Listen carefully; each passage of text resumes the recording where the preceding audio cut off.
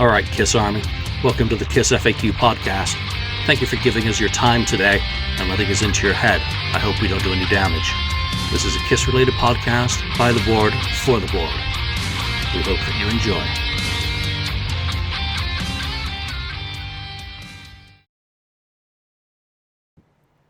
Welcome to the KissFAQ Podcast. I'm your host, Julian Gill. Today I'm joined by a live cat man, the troublemaking Andrew. Why am I the troublemaking one? I've been so good this week. Do I have to check your post history on the FAQ? You did. You can. This week you can. Okay, so this week you've been good? All right. This week Andrew has been good, and I've just planted that seed, so next week he's going to be twice as bad and get sanctioned. Also joining us are St. Louis Kiss, Lonnie. Hello. And 69 Blizzard, the voice of reason. Hello. Hello. So, news. Well, news is 4 mini LP CDs being released in Japan on August 26th. Double platinum. Best of solo albums. That's a big deal. That has never been officially on CD. Yeah. These are, of course, coming out on, what are they calling this one? MQA-enabled Ultra CDs. So apparently you need a special player to play the MQA-enabled part of this, but the CDs themselves will play on regular audio CDs at 44.1 16-bit resolution. But I think more interesting is, well, the bonuses. The bonuses, but the other two CDs are Kiss Killers, using the Japanese track listing, I believe, and Smashes, Thrashes, and Hits, which will include, I'm just trying to scan these notes quickly, the original US master tapes, features the DSD from 2020, so whatever the hell that means. Andrew, inserts? Yeah, what stood out to me about this, for those of you that don't know, Double Platinum is my favorite collection, and the moment that I saw all the goodies that are being included in here, I had to jump on this. And I've jumped on just this one for now. I may regret that later. But the Double Platinum one is basically your Japanese reissue in mini LP form. It comes with what they're saying the best representation of the original US issue, which, if you guys don't know, the U.S. sleeve was on the first issue of the Japanese version of Double Platinum. Say that 3 times fast. Yeah, it's got an OB, got a replica poster of the Double Platinum point of purchase poster that you got when you purchased this in Japan. It's also got the award, which is cool as hell. And I'm anxious to see the foil version of this package, or I guess you can call it foil. The 1997 Double Platinum remaster is my favorite remaster because of the packaging and how cool it looks. But again, it's one of those fold open cardboard books. You got the award right in there. It's in there, but it was sadly a victim of the CD era, where CDs, they weren't deluxeified, if you will. So it'll be really cool to get this one back in the collection and see how cool the packaging actually is. I'm really, really excited for this one. I really, really am. Yeah. And then the other ones I didn't read up on them because I'm not buying the other ones. I've got the page open right now. Is Best of the Solo Albums, or Best of Solo Albums, faithfully replicates the German first press LP design, which means not the screwy logo. The original Kiss logo was, of course, used on the Bellafon pressing of Best of Solo Albums in 1979. It comes with a bonus mini LP cover, faithfully replicating the first French cover, and that is one of the unique ones. That's got the 76 photo session pictures on it. And what else? Kiss Killers comes with a sticker, 6-page photo. So that'll be interesting if that's the original insert included in the Japanese version. Of course, the sticker was, I think it was a silver logo on a black background. And Smashes comes with an Obi. So, whatever. I wonder if it's going to be the gatefold version of Smashes, because there was that gatefold version was there for the picture disc. So I wonder if it's going to be that. That's true. That is an interesting supposition. The mini LP faithfully replicates the first U.S. press design, including an inner sleeve. Okay. So no. Probably not. I wouldn't think so. So don't get your hopes up. Trick question. I was trying not to be negative by saying no, but there you go. So I ordered mine today, and I think it came to like $132, $22 DHL, because we still don't know what's going on with Japan Post. I still have stuff stranded in Tokyo that can't be sent out because of limited flights for Japanese domestic mail, whereas FedEx and DHL still have their own jets for getting stuff around. So all depends how you go. Hopefully by August things are starting to settle down. Everyone's still alive. The flame-throwing squirrels haven't come down from Canada, and aliens are next. I thought aliens. I thought there was an asteroid coming by as well. that was September. I thought the asteroid was September. Yeah, asteroids. If you miss one, there'll be another. All right, let's get into some. Well, hold on. I wanted to just because you interrupted me. I'm sorry. Not on this show, Mister.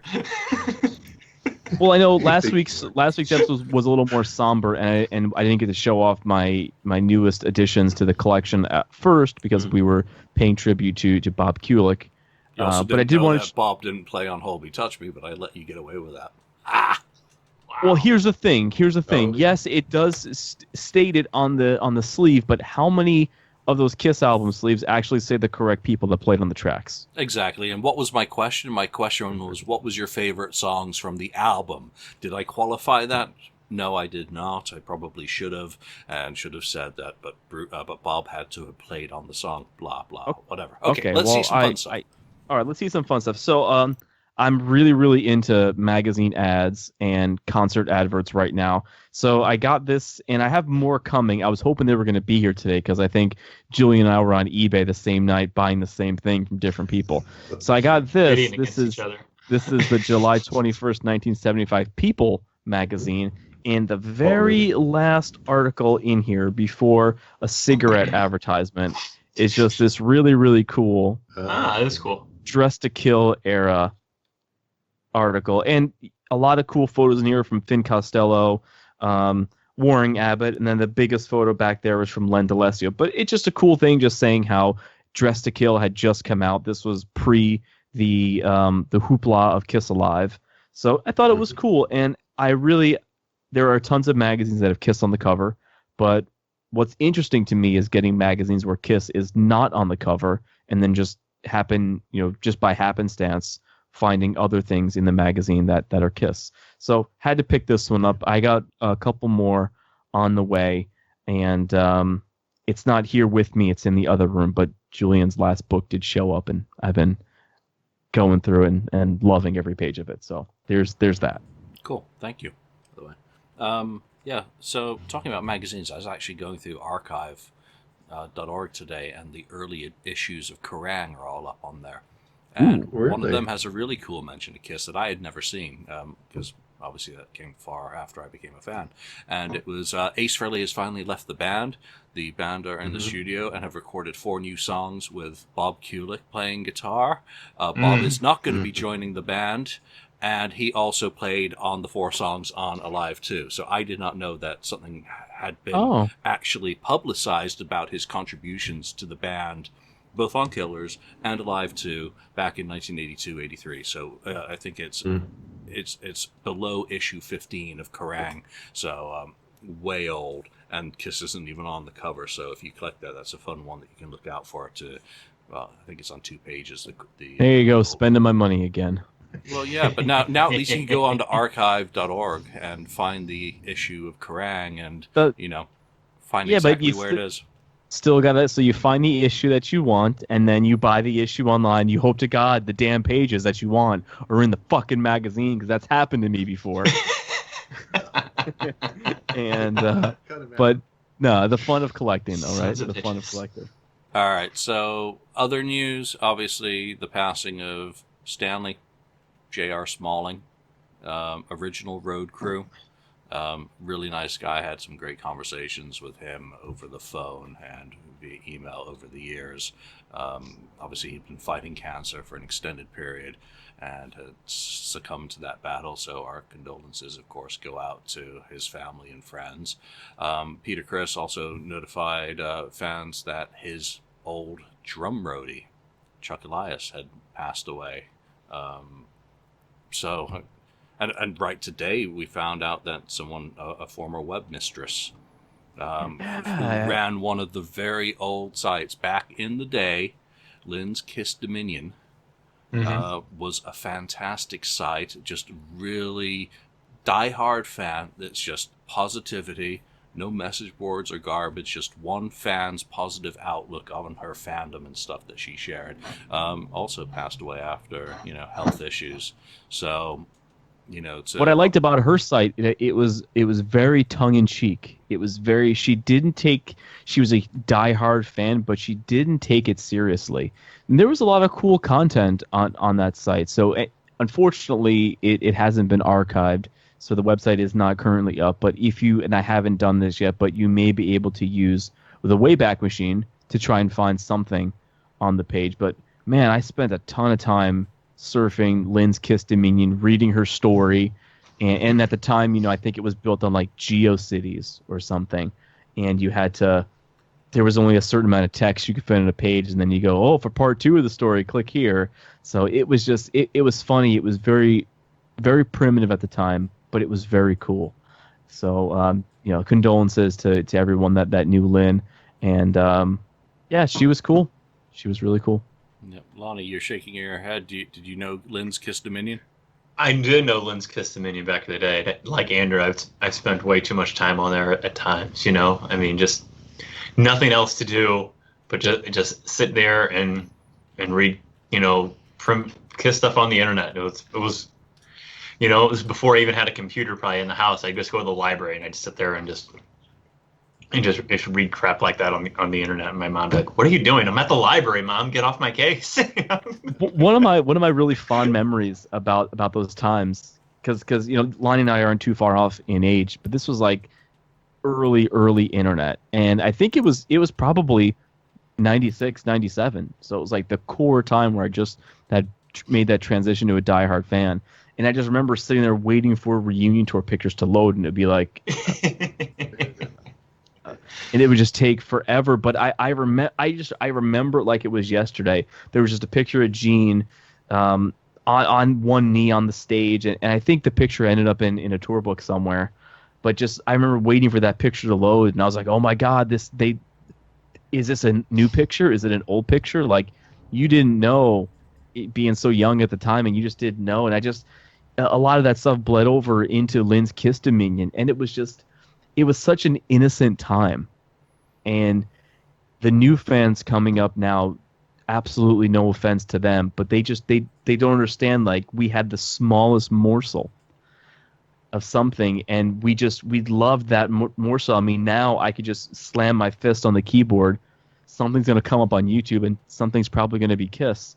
But it just wasn't like that at the time. So anything that you had gotten, as long as it was positive, you were all over. And that was Lynn's Kiss Dominion. Yep. There are very few of us who were doing websites in the mid-90s who are still, around doing it. Number one, I mean, Kiss Asylum is out.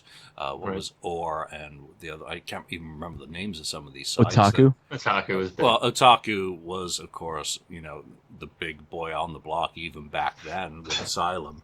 And it obviously became Kiss Online when Mike, bought into that or sold into that, whatever the deal was. I was around with Mr. Blackwell's. Lynn's was around. So there are very few. I mean, there would have been others as well. I still have a floppy disk that I brought out from the UK when I moved to America in '98 that had GeoCities and all my links on it. So don't have a floppy disk driver anymore, but there you go. I've still got one.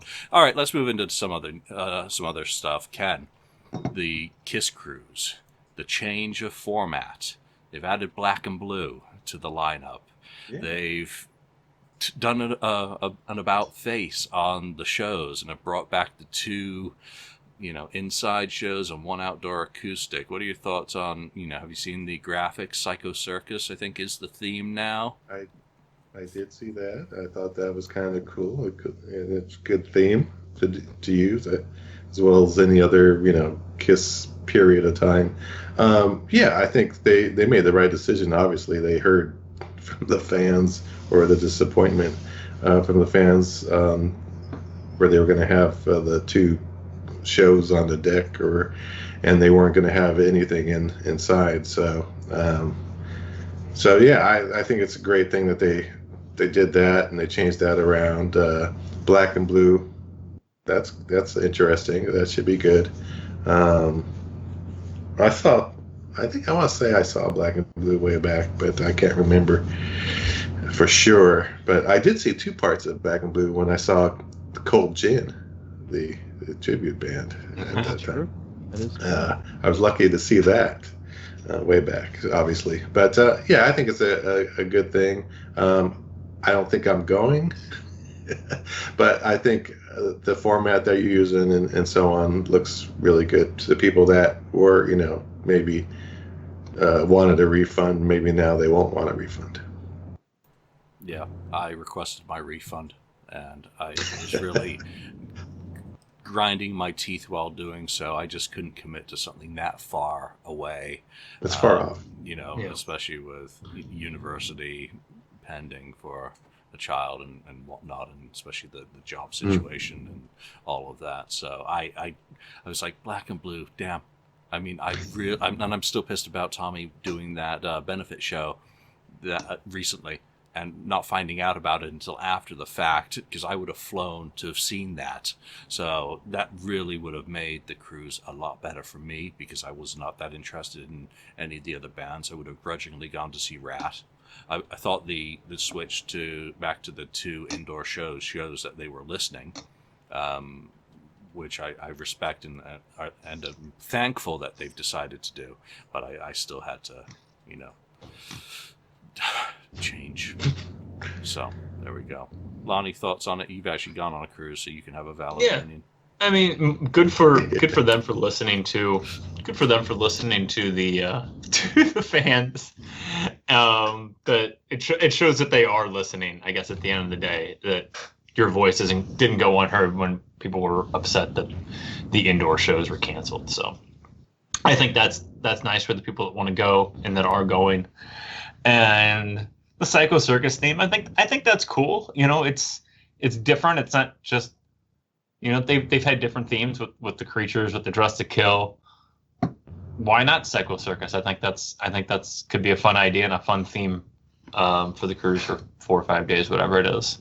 It looks like they're going to a few different sites along the way too. It doesn't look like you're gonna have too many full days on the boat to kind of keep things interesting for the people going to. So, and the other bands, Black and Blue, that's fun. And looks like Bruce is gonna be back as well. So that's great as well. So, for the people that are going, it sounds like it's gonna be a good time for them. Just a year and a half away, unfortunately, I guess. Yeah, one of the things we didn't get to talk about last week, Andrew, because obviously it was, not a really good topic to mix in, was at the same time as, Bob's passing was announced, Paul Stanley shared what he called the home station version of Ooh Baby Baby. That's been out a bit, and I'm sure you've listened to it 5 or 6 times by now, if not more. Did you catch it, and what are your thoughts on that? Does that convert you to the project if you weren't too sure about what Paul was doing, or was it just a fun interlude, or does it do nothing for you? It was just something fun that you're like, hey, this is cool, this is different. I'm not a huge Soul Station fan, but I think it's cool that Paul is doing something different, that he's clearly a huge fan of that type of music. So I thought it was cool. More power to him for doing something. I wish he would kind of do more stuff like that, where it was kind of off the cuff and just, hey, here I am, and let's just have some fun. You could tell he's really enjoying himself in these clips, in these little things that he does. But yeah, for me, it's not my cup of tea. Here, I'll put it to you this way: if it's on and it's Paul Stanley's Soul Station, I'm not going to turn it off. But I'm also not going to wake up on a Thursday and be like, you know what I got to listen to? Soul Station. I have to crank that so loud that the speakers in my car are gonna break. No, but I wake up every Thursday and I'm like, I gotta listen to Rock and Roll Over. So it's just one of those things that I don't think it's gonna become the Gene Simmons asshole in my collection. Kind of one of those things where I look at it and go, ooh, this hasn't aged good. I don't think it's gonna be that. But I also don't think I'm going to enjoy it as much as I enjoyed Live to Win. Fair enough. Yeah, I know you're going to wait for the deluxe edition with the teaching demo, right? Played at the incorrect speed, too. Absolutely. Ken, what are your thoughts on that? I can't wait. No, you've got a very broad taste in music.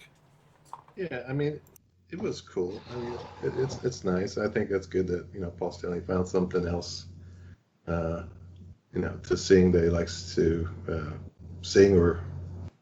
I don't know what the word is, but anyway, the thing is, I listened to it a couple times, and the only thing I think it's good, but he's having to sing in this falsetto, obviously, for this music, and I'm guessing probably most of it or all of it, if he sings it, it's going to have to be falsetto, which you can't put much power behind when singing in, as much power as in your full, regular voice.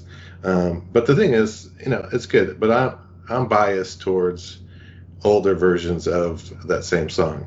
Of course, the Smokey Robinson Miracles, but my favorite was always Linda Ronstadt's version of that, and which is just fantastic. I mean, I grew up listening to that, when she covered it, and I didn't even know it was a song. Before that, when I originally listened to it, I thought that was her own song, or she made it her own, which she usually did anyway. But that's my go-to version of the song. This one was fine. It's cool. It's kind of a a live kind of feel. I don't know if they somewhat pre-recorded or how they did it, but it was good. It was good. But yeah, like Andrew said, I'm not going to wake up one day and say, oh, I got to go listen to that, song, that Soul Station song. It's just not going to happen. But I'll be interested in hearing other songs that they do, and I'm sure I'll have an opinion on those too.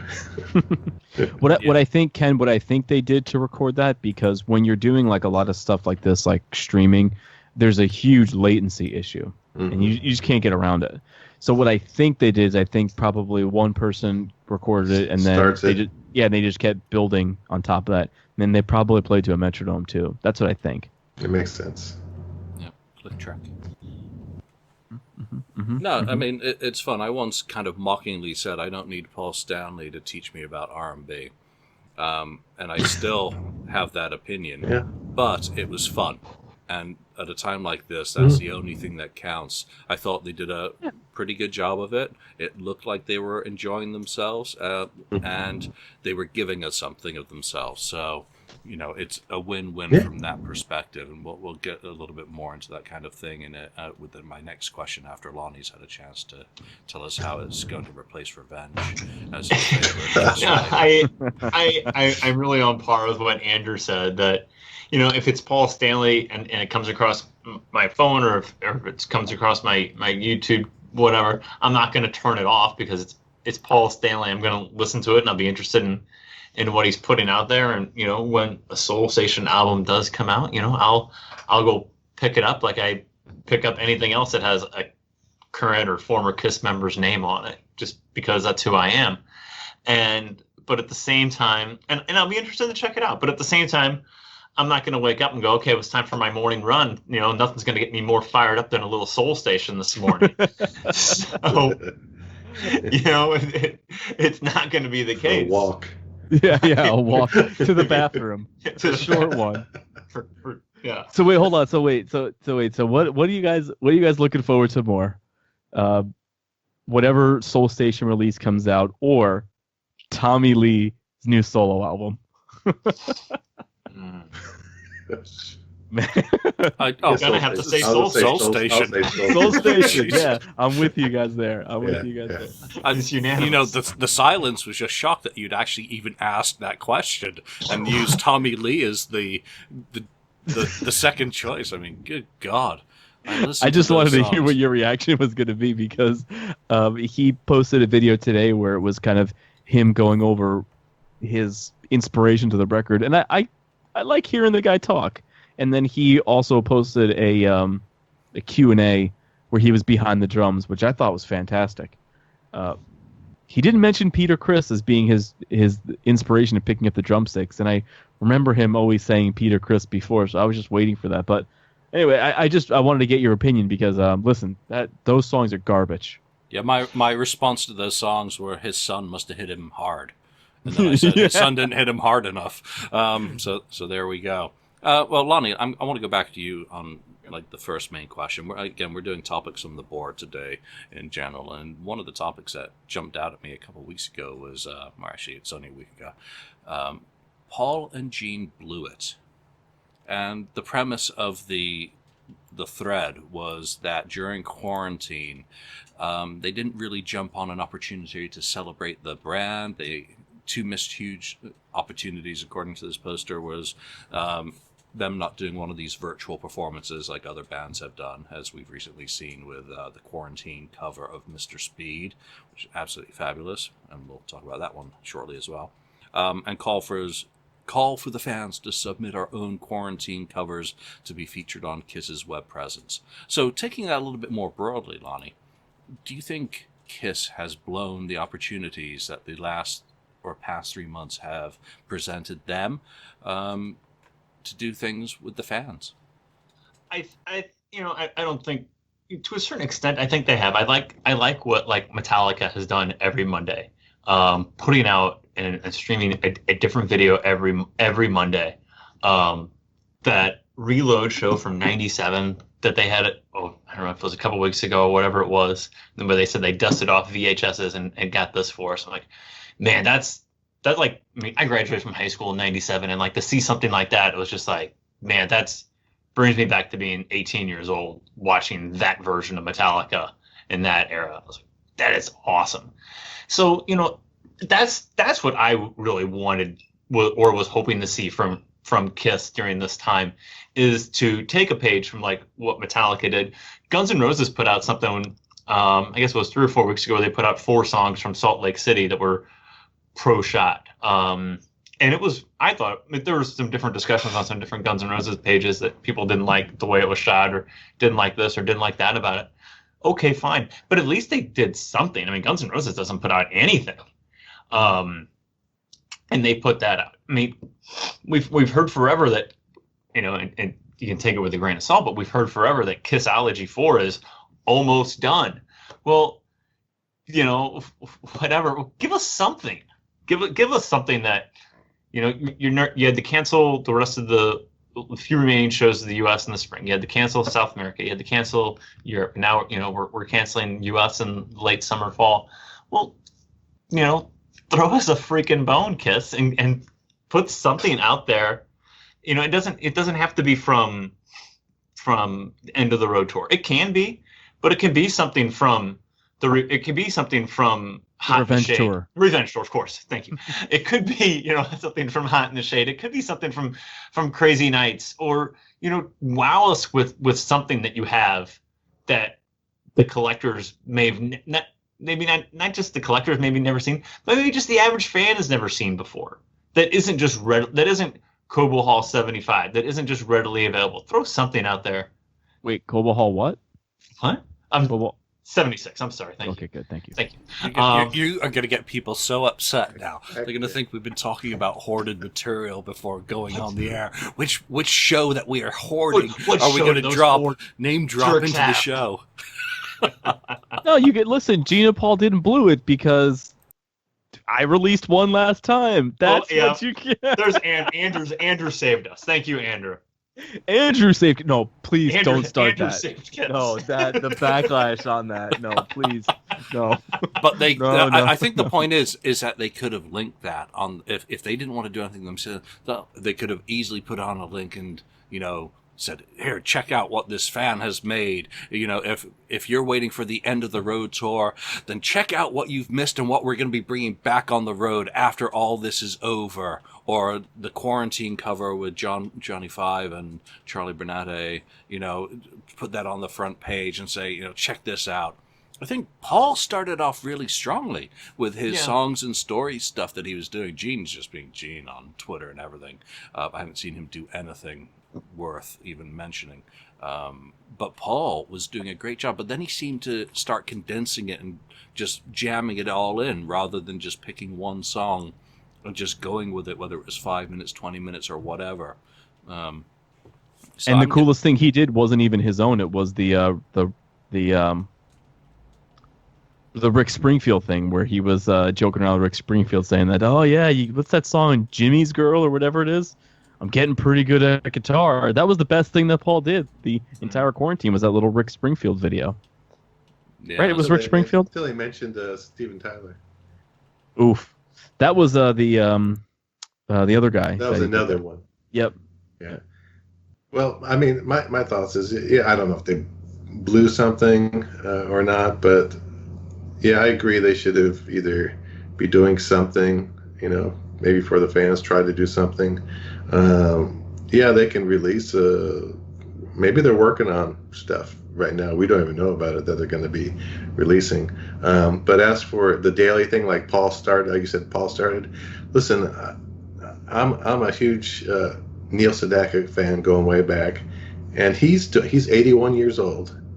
And he's doing a mini concert of 3 songs a day, every day, each Monday through Friday.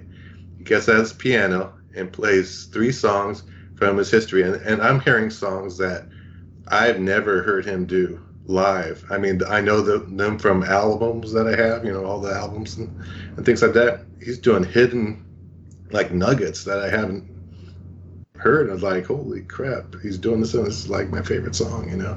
So if a guy that's 81 years old can sit in front of a piano and still remember actually the music, he can remember all the music still without looking at the charts. He just needs help with the lyrics. So it's pretty amazing, first of all, that he's been able to do that. But just doing it at his age and he's doing it for the fans and to try to make everyone's day a little bit better, because since everyone's holed up and everything that's going on. So why can't, KISS or certain members of KISS try to do something even one day a week, let alone 5 days a week? Well, at this juncture, I don't think that I'm prepared to do something like this. Because you don't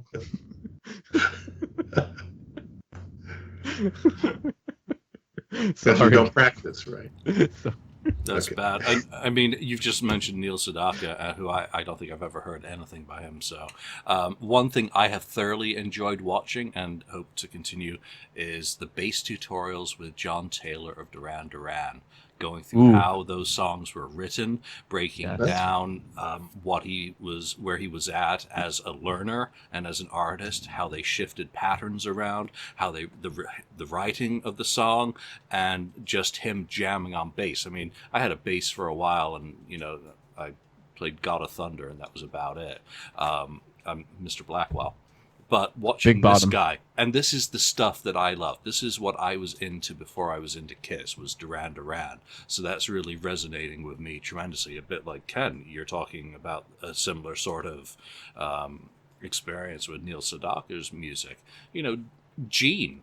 I mean, for God's sake, acoustic guitar, camera phone, Twitter. Okay, here's a song off the vault. Which you could buy at genesimmonsvault.com. I think the site's still up and that you can still actually buy it. Nice. But they can't remember a lot, I don't think, about these things to be able to talk that way. But I think the bass stories. Oh my God, Gene, can you think of one song that you actually played bass on that you'd really like to tell someone about? Think of the Carol K video, the Carol K bass lesson with Gene. well, can't Gene do something like that to inspire a musician about when he learned something about his instruments or something that he was particularly proud of, just to talk about it? Here's the bass in Deuce, or I wrote this song on a bass, something like that. But I just don't get it, because some of these artists are really filling a void for me. And I was shocked that I enjoyed that Duran Duran as much as I have, while I still listen to them quite a lot. I never cared about their music on that level. So it's good stuff. No, I know. I agree. I think someone like Tommy Thayer could probably do something really, really insightful, even though Tommy wasn't around, obviously, in the 70s, but he could probably go into, songs about that they wrote on Hot in the Shade, or how he approached different songs, or whatever. I mean, the guy's a fan just like us, so maybe he would have been like, hey, this is how I learned the riff to Hotter Than Hell, or I don't know, just something cool. Sorry, I keep going on mute, and I was snickering there because you said insightful, which can, of course, be taken two-way. Inciting a riot or an insightful opinion. So, with Tommy... Incite a riot, blame it on us. Yeah. So, no, I think Tommy could do a great job of that. He knows the riffs. Oh, absolutely. But he's also got a lot of great stories. I mean, I'd love to hear him connect stuff from the 70s catalog, Aerosmith or Kiss or Deep Purple or other bands that he listened to growing up with that, inspired Black and Blue riffs or songs, or talk about some of those Black and Blue songs that are on the Vault, etc., etc. So, he can tie it back to his own stuff quite easily. Let's talk about that Mr. Speed Quarantine cover, because that was absolutely hilarious. Thought, number one, very, very well done. Lonnie, what was your take on it? No, I thought it was fantastic. It was, it was a lot of fun. Great song. And, good. It was, I have nothing bad to say about it, obviously. I thought it was... What sort of cover out there by other bands who are doing similar sorts of things that you may have seen do you think would be fun, if they were to honor Kiss? Who do you like to see throwing some accolades towards Kiss in a quarantine type cover? I think what I would really like to see, it's not possible, but I would wonder if there's some kind of footage out there. It's not possible for a quarantine type cover, but when you talk about pay homage to Kiss, I wish there was some kind of Stone Temple Pilots type footage with Scott Weiland paying tribute to Kiss, because they were big Kiss fans, and they dressed up as Kiss for Halloween one year back when they were really popular in the early 90s. And I'm a big Stone Temple Pilots guy because of the era of that music, and was always a big fan of Scott. So I really wish there was something out there like that. As far as a quarantine type thing, tribute to Kiss, I wish there, I guess, I don't know. You might have to circle around and come back to me on that one. All right. Andrew? I'm going to catch a lot of flack for this one. Probably Roberta. Okay. I'm over all the quarantine jam covers. I'm over that. I think a lot of them sound. I think a lot of them just sound rushed, and I understand what they're trying to do. They're trying to fill a void, and I kind of roll my eyes a little bit when every quarantine song is everybody making googly eyes or faces in front of the camera and peace signs and thumbs. I'm over it. I'm over that. I don't want to see any more quarantine covers. I don't want to see any more concerts from your living room unless it's something super insightful, as Ken mentioned, or as you mentioned, Julian, about how they wrote the songs. Just show us some old cool stuff that we've never seen before, or show us, a lot of the social distancing suggestions are being lifted at this point, with the restrictions being lifted. So just have the band show up and practice in a room and show us that. I don't care if the sound is perfect, but I'm really I roll my eyes every time. It's like, oh, look, Death Snot is doing another live video, and all the guys are gonna kind of dance in front of the camera and make googly faces. I'm over that. I'm over it. I can't take it. I can't take any more of it. I really can't. To Lonnie's point, though, yes, I would love to see Stone Temple Pilots pay tribute to Kiss. I would love to see that. It's fantastic. You've seen that with them all dressed up for I mean, Halloween. I've seen you've seen those pictures anyway. At least yeah, of still course. photos, you know. I think is there a bootleg of it? I thought I saw a bootleg of it. Probably is. Sure. I mean, I love Stone Temple Pilots, and I know they're I would huge love fans. that. I would love that. I would love to see footage of other bands that played on the Kiss My Ass album. I thought that was cool. I would love to see Lenny cutting Deuce. That would be cool. Yeah. But yeah. Stuff. So you didn't enjoy Mr. Speed? For some reason, I have some type of reservation about that song, and I can't put my finger on it. But it's the one song I always skip over on Rock and Roll Over. Yeah, I can hazard a guess. Ken? Yeah, I thought it was great. I thought it was a great job of doing Mr. Speed. I mean, the sound, it's pretty note for note. It was almost like I was listening to Rock and Roll Over, I guess. That's how good it was that they did it. It was good. I was like, oh, this is cool. I mean, it's nice that they did it. I mean, they're enjoying it. They obviously they like Kiss, of course, and they're just kind of paying their tribute to Kiss. As for other artists singing or trying to do a song of Kiss, I thought about it. I mean, one song I thought might be interesting would be like Alice Cooper doing "Freak."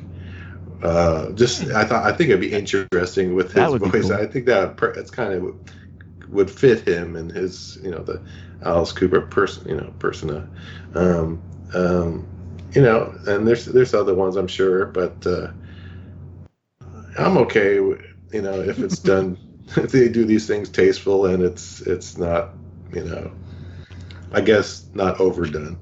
I guess you know what I mean though, right, Ken? I mean, you guys have all seen every band over the sun has done it, and it's become a caricature of itself where the band is no longer playing, the band is trying to force this connection with the viewer, and I really want to focus on the word force this connection by just being there's just something about it that just seems extremely forced, and I understand what's going on now.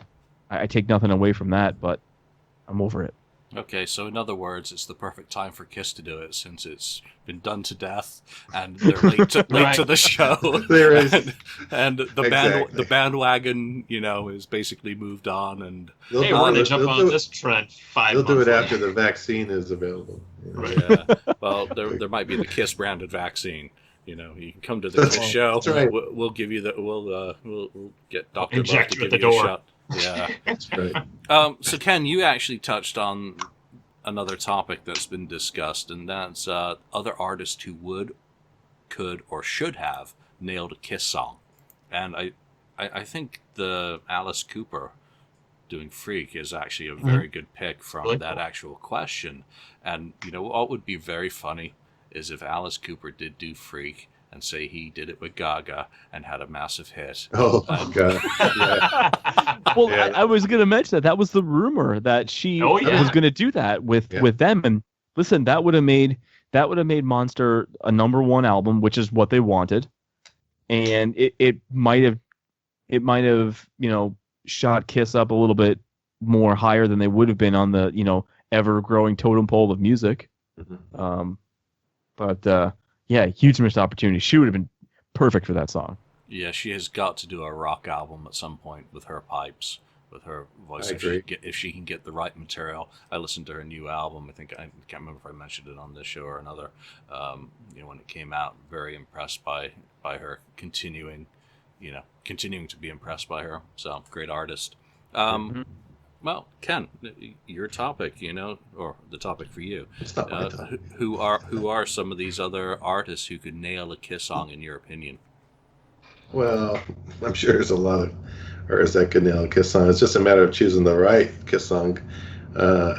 Even, Kiss itself, those songs are so unique to Kiss, most of them at least, especially the older ones. I have a hard time picking one. Though, you know what? I would have, how Rod Stewart always did this classic, he goes back and records the other material, standards, or songs from the 70s, songs from the 80s. But yeah, I wish he would have done, or does, maybe some point, does actually do Hard Luck Woman. I would have loved to hear him actually really do it.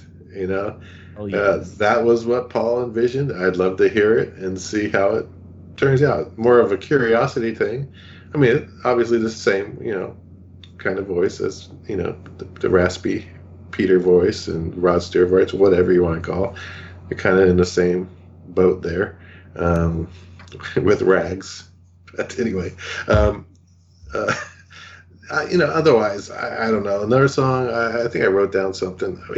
They talked about, the Kiss My Ass album, some of the other artists that, for whatever, contract reasons, record companies and that kind of thing. Madonna, I Was Made for Loving You, she was supposed to do that. I would like to hear her do that still. So there's certain songs that would work. There's some like hard rock songs I just can't see anybody else doing with Kiss, but that's just me. Yeah, fair enough. I'd love to see Foreigner do Reason to Live. Oh, that would be cool. Yeah, you know what? Speaking of Foreigner, that was a concert I watched last night, and it was it's kind of off topic in a way, but it's the Foreigner 40th. I bought that 40th Then and Now anniversary, where they have the band current lineup, and then later in the set they have all the originals, and this is all in one concert, and it's fantastic. If you like Foreigner, I think you should check it out and get it. Yeah, I was just jokingly saying that because, of course, people did suggest that Kiss had ripped off Foreigner with Reason to Live. But they could do it. Some of the songs that have obviously been clear inspirations from other bands, I'd love to see those other bands actually do. I mean, Steven Tyler and Aerosmith doing Nothing Can Keep Me From You would probably be... That might be better. No, thanks. Yeah, I'm sure it would be better. Please, I'm begging. It might make it better. All right, Andrew. So, what are some of your ideas then? I want to hear Free do Hotter Than Hell.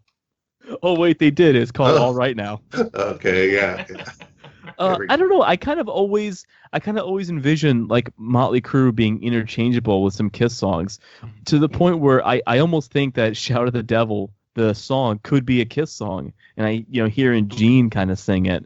But I think a lot of the songs on Creatures, like War Machine, and even the title track Creatures of the Night, could have been done by Motley Crue. I think those eras of those bands, they sync up really well together. So I would think that would be cool. I mean, that's a band that was supposed to be getting ready to go out on tour, and obviously that didn't happen. But Motley Crue would be one of the ones I'd want to hear. There's a great new band called Dirty Honey. I would love to hear them do Come On and Love Me. That would be great. So if you don't have that Dirty Honey EP, I highly recommend it. It is awesome. But I mean, unfortunately, I listen to a lot of Kiss, and I wish I listened to more. Okay, well, there's another band that I like called, they're from Toronto, Canada. They're called The Tea Party. Really big in Canada. No one cares about them here in the United States. I love some of their records. It's really industrial sounding and really, really cool sounding. I think they would do justice to some of the underproduced Unmasked songs. I would love to hear them do Is That You or Shandy, or even redo Naked City. So check out The Tea Party. Their 1997 album Transmission is awesome. But I mean, a lot of... I listen to a lot of weird music too. I listen to a lot of European music, a lot of instrumental music, and one of the channels I listen to most at work is called Chill Wave, where it's kind of just like instrumental chill music. I don't even know why I like it, but I do. So, you can't have the Beatles do Kiss, so that's the other big band I listen to. Yeah, another one of these quarantine videos recently actually was Steve Vai. Yeah, Did anyone see that? I mean, he challenged himself on his birthday to play without a pick, to play stuff completely out of his wheelhouse and stuff. So that was really fun. But that's just going back to the quarantine question. We all forgot to mention the greatest American rock band of all time. We forgot to mention Cheap Trick. Cheap Trick should cover Got to Choose. That'd be a cool song, I think, that they can do. Interesting. Lonnie, what are some of your ideas here? I'd like to see Buck Cherry do "Shock Me." Oh wait, they did. They already did. But and seriously, I'd like to see. Oh, there's a band I like from Kentucky called you guys have probably heard of them, called Blackstone Cherry, and I'd like to see them do like Hard Luck Woman or something like that. He's got a really good raspy voice, and I think that could be really good. And or maybe Come On and Love Me or something like that even too. I really like them, and I think they're great musicians. I think they could really cover a Kiss song well. But to echo what Ken was saying too, I'd really like to see. I remember when Kiss My Ass was coming out, and all the bands that were rumored to be on it. I would really like to have seen that be what it could have been, like Jackal doing "I Love It Loud," or like Ugly Kid Joe or Megadeth, either one of them doing Detroit Rock City like they were supposed to do. Because like when I got Kiss My Ass, I was like, well, where's the rest? That there were supposed to be all these other bands on it, and I thought like Matt Sorum and Gilby Clarke were doing a song that's not on here either. What is there? Is there? I was really confused when I bought it, so I would really like to have seen that be what it was, and the Madonna thing too, like Ken said, and I think. But obviously, it's life and contracts and everything else gets in the way of things being as cool as it could be sometimes. But I don't know. That's really my big thing. Is I wish, because I was really into what that album could have been, and was severely disappointed when I got it.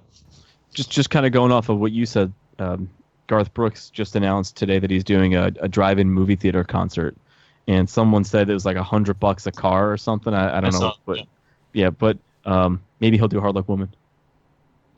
Yeah, he kept doing those things like on Twitter or whatever it was, and I was like, I kept like tweeting at him, "Hard Luck Woman, Hard Luck Woman." Obviously it didn't happen. You got banned, huh? Blocked again? Yeah, I got blocked again. Banned again. Yeah, what was one I saw on Facebook? Bryan Adams doing War Machine. Oh. That was fun, but he was taking the piss out of it. So, all right. Unless anyone has any more suggestions, I think we can wrap there. Lighthearted episode full of. I actually have a meeting, so I don't have a choice but to bring this episode to a close. So that's just a selection of topics from the board. What are your ideas about the quarantine? Have Gene and Paul blown it? I mean, come on, guys. Be thankful for what you have received, not that which you have not. Well, they're giving us back the shirt, the "fuck you, you blew it" shirt from 1994. Oh, yeah. Oh, indeed. Are you happy with the Kiss Cruise changes? I hope to do an episode about JR with some people who have, interacted with him over the years, but my interactions with him were all about the book, and so all business. So there we go. All right, that's it for this week. We shall see you next time. So from Lonnie, from Ken, Andrew, and myself, thank you for joining us, and take care of yourselves. Thank you for spending time listening to the KissFAQ podcast today. All sales are final. There are no refunds. If you'd like, look us up on Facebook or come over to the KissFAQ message board and discuss the topic we've broadcast today.